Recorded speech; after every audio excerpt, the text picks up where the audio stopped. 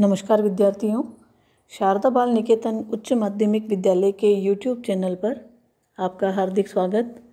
हम पढ़ रहे हैं कक्षा द्वादशी हिंदी साहित्य।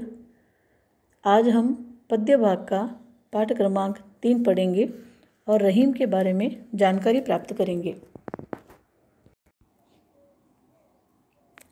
रहीम का पूरा नाम खानजादा मिर्ज़ा खान अब्दुल रहीम खान खाना था। उनका जन्म 17 दिसंबर 1556 ईस्वी में हुआ। इनके पिता का नाम बैरम खान था, जिनकी तत्कालीन सैनिक गतिविधियों के अंतर्गत गुजरात के पाटन में हत्या कर दी गई थी। इसके बाद बैरम खान की पत्नी तथा इनके बेटे रहीम को दिल्ली से अहमदाबाद लाया गया। रहीम की शिक्षा दीक्षा का प्रबंध अकबर ने किया था। अकबर के दरबार में 9 महत्वपूर्ण मंत्रियों का एक दल था, जिन्हें नवरत्न कहा जाता था। रहीम भी उनमें से एक थे। अब्दुल रहीम के 2 बेटे थे, जिन्हें अकबर के पुत्र जहांगीर ने मार दिया था, क्योंकि अकबर की मौत के बाद सिंहासन के लिए वे जहांगीर के पक्ष में नहीं थे। आइए अब रहीम के बारे में विस्तार से जानकारी प्राप्त करते हैं। हिंदी साहित्य की समृद्धि में मुस्लिम कवियों का विशेष योगदान रहा है। इन कवियों में रहीम नाम से विख्यात अब्दुल रहीम खान खाना का प्रमुख स्थान है। इनका जन्म सन 1556 ईस्वी में सम्राट अकबर के संरक्षक एवं परम विश्वास पात्र बैरम खां के घर लाहौर में हुआ। माता का नाम सुल्ताना बेगम था। रहीम को वीरता, राजनीति, राज्य संचालन, दान आदि गुण अपने माता पिता से विरासत में प्राप्त हुए थे। सन 1562 ईस्वी में बैरम खान की मृत्यु के पश्चात रहीम की शिक्षा दीक्षा का प्रबंध अकबर ने स्वयं किया।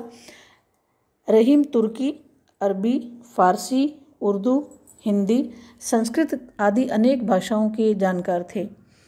अकबर इनकी बुद्धिमत्ता, वीरता आदि से इतना प्रभावित हुआ कि उसने शहजादों को दी जाने वाली उपाधि मिर्ज़ा खान से सम्मानित किया। रहीम का देहावसान सन 1626 ईस्वी में हुआ।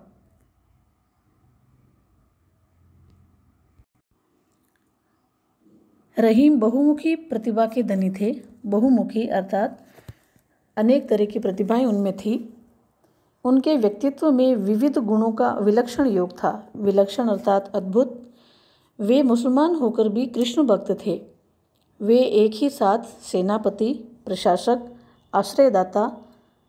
आश्रयदाता यानी शरण देने वाले, दानवीर, बहुभाषाविद यानी अनेक प्रकार की भाषाओं के जानकार, कलापारखी और राजनीतिज्ञ तथा प्रत्युत्पन्नमति थे।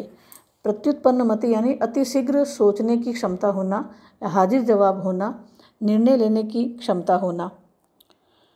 उनके दोहे ब्रज भाषा में, बरवे अवधी में तथा मदनाष्टक खड़ी बोली में है। रहीम की रचनाएं जीवन रस से परिपूर्ण हैं। मानसिक औदार्य अर्थात उदार मानसिकता, सांस्कृतिक विशालता और धार्मिक सहिष्णुता, मानवीयता इनकी रचनाओं के केंद्र में है। इन्होंने ब्रज, अवधी, खड़ी बोली की सहज, सरल एवं बोधगम्य भाषा का प्रयोग किया है। इनके काव्य में नीति, भक्ति, प्रेम और श्रृंगार का सुंदर समावेश है। शैली सरल, सुबोध और सहज ग्राह्य है। रहीम की रचनाओं में रहीम दोहावली या सतसई, बरवे नायिका भेद, मदनाष्टक, रास पंचाध्यायी, श्रृंगार सोरठा, खेट कौतुक, नगर शोभा, संस्कृत काव्य, फुटकर काव्य विशेष उल्लेखनीय है। पाठ परिचय देखते हैं। प्रस्तुत संकलित दोहों में रहीम ने अपने जीवनानुभवों को सहज रूप में अभिव्यक्ति दी है। जीवनानुभव यानी स्वयं का जो जीवन के अनुभव है, उन्हें सहज अभिव्यक्ति दी है। वे मानते हैं मनुष्य को अपना स्वाभिमान बराबर बनाए रखना चाहिए।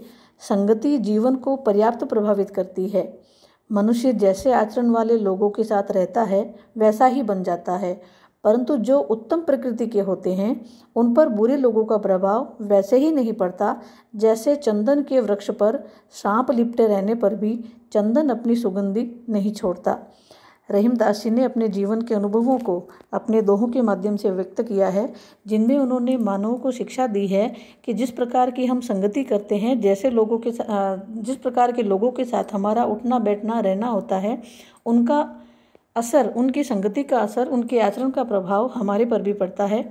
परंतु जो लोग विशेष उत्तम प्रकृति के होते हैं उन पर किसी प्रकार का कोई प्रभाव नहीं पड़ता।